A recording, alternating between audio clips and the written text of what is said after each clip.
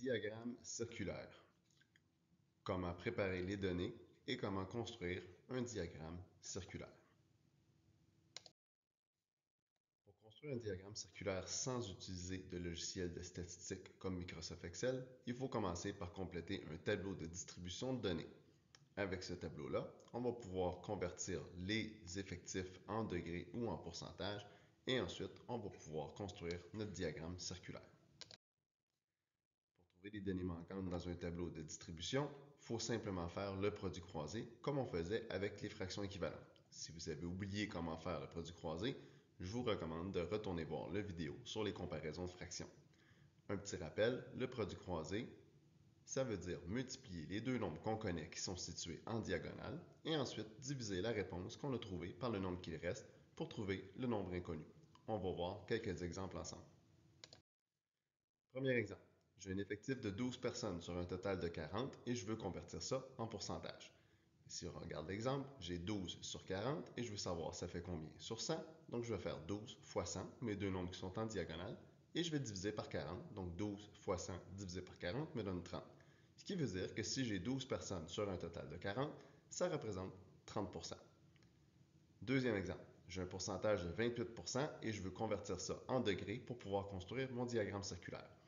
J'ai 28 sur 100 et je veux savoir ça représente combien sur 360. Fait que je vais faire 28 fois 360, mes deux nombres qui sont en diagonale, et je vais diviser par 100. Donc 28 fois 360 divisé par 100 me donne 100,8 degrés, ce qui veut dire que si j'ai 28% dans mon tableau, dans mon diagramme circulaire, je vais faire un secteur de 100,8 degrés.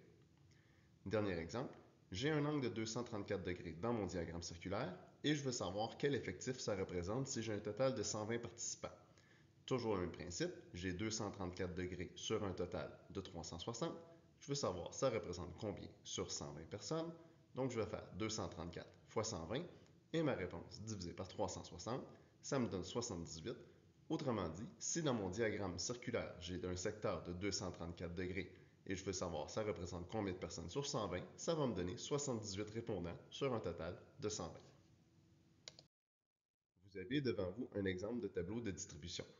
La colonne des effectifs, on vous rappelle que l'effectif, c'est ce qu'on a compté, les valeurs ou les modalités. Le rapport, c'est une fraction réduite, très important dans le tableau de distribution. La colonne de rapport doit toujours être écrite sous la forme d'une fraction irréductible. La colonne de pourcentage, vous remarquerez que parfois, vous avez des nombres décimaux. Donc, la colonne de pourcentage peut contenir des nombres à virgule.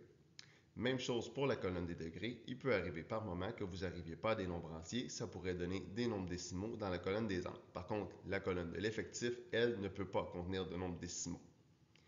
Très important, quand vous regardez la ligne de total en bas, votre ligne de total, c'est votre preuve. C'est important de faire cette ligne-là comme il faut. C'est-à-dire que quand vous finissez votre tableau de distribution, vous devez faire le total de chaque colonne et valider que ça fonctionne. Autrement dit, si vous additionnez tous vos effectifs, vous êtes supposé arriver au nombre total de participants qui était mentionné au début de l'étude. Même chose pour le rapport. Si vous additionnez toutes vos fractions, donc vous les mettez tous sur le même dénominateur et vous les additionnez, vous êtes supposé arriver à un entier. Pour les pourcentages et les degrés, c'est la même chose. Si vous additionnez vos pourcentages, vous êtes supposé arriver entre 99 et 100%. Comme par moment, il va y avoir des nombres décimaux dans votre tableau, ça se pourrait que ça n'arrive pas exactement à 100%, mais votre réponse de total devrait toujours se situer entre 99 et 100%. Et même chose pour les degrés, quand vous faites votre total, vous êtes supposé arriver à 360 degrés ou presque.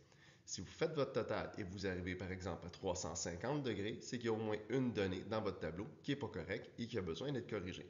Donc la ligne en bas de total, c'est votre preuve. C'est comme ça que vous validez que toutes les données dans votre tableau sont correctement calculées. Quand vient le temps de construire maintenant le diagramme circulaire, c'est relativement simple. Il ne faut juste pas oublier d'inclure certaines informations. Première information, comme d'habitude, toujours mettre un titre détaillé et pertinent. Généralement, c'est le même titre que le tableau de distribution à partir duquel vous avez travaillé. Il faut aussi identifier chaque secteur, soit en l'identifiant directement dans le diagramme si on a de l'espace, ou sinon en faisant une légende avec des couleurs. Voici maintenant un exemple d'un diagramme circulaire.